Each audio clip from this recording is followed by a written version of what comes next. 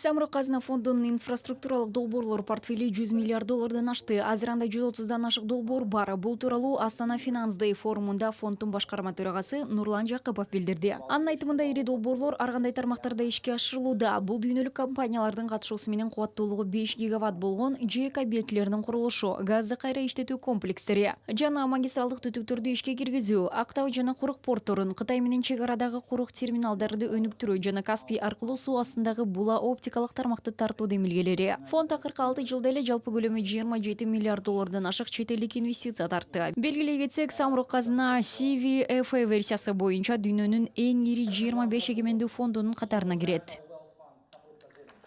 Самрук-Казына фондунун өнүгүүсү мамлекет менен дүйнөлүк инвесторлордун өнүктүштүгүнө, Казакстандын стратегиялык максаттарын, мыкты эл аралык тажрыйбаларды эске алуу менен биз өлкөнүн экономикасынын туруктуу өсүшүнө салым кошууга аракет кылабыз.